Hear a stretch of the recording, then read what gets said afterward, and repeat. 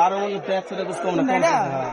9 মন 9.5 মন যদি উঠে যে নিব তার ফোন নাম্বারটা আপনি আমার সাথে রেখে দেন, আর আপনি ফোন নাম্বার আপনি দিয়েন, যে নিব তার ফোন নাম্বারটা আমার দিয়ে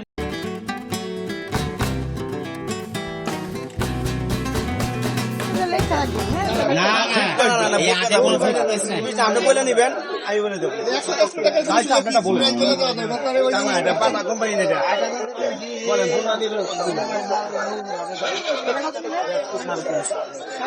দাম চাই 420 400 মহিলা মনে হয় দেবে তা না বুঝছেন নাই সামার দেখি আপনি বলেন না তো দেখি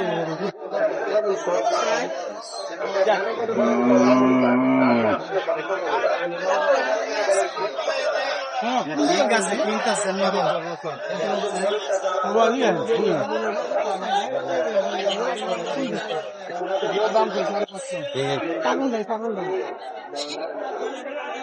পাবো দাপা 300 লাগবো, 300 নেশা হলে চলতো না, উঠে লাগবে কেজি হিসাবে তো তখন ভালো না হয়। যদি মাপেন আপনি কয়জন মানুষ ধরেন 12 যে নিবে নিব 12 মন মাংস। 12 মন তো 100 টাকা কম না।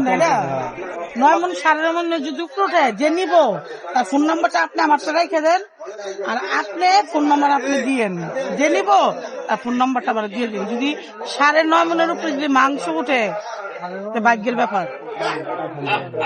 যাই হোক আমার আফার, যাই হোক আমি কিনি গরু প্রতি বছর, আমি কিনি। আমার শ্বশুর মরার পর আমি কিনি আমার গরু। ঠিক আছে এই পাড়াগ্রাম থেকে গত বছর নিয়ে 9 মন গোছ দিতে হয়। আমি মানলাম 9.5 মন হইল, 9 মন ধরলাম 10 মন, 10 মন গোছ এখন কত? 12 মন। 12 মন গোছে আছে কত?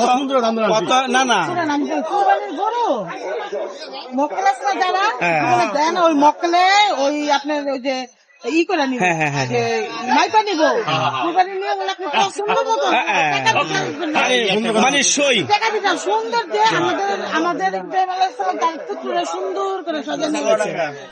তারপরে তার কুরবানি দেওয়ার পর একটা বেড়া, সেই বেড়াটাও সুন্দর ছিল, আদা বড়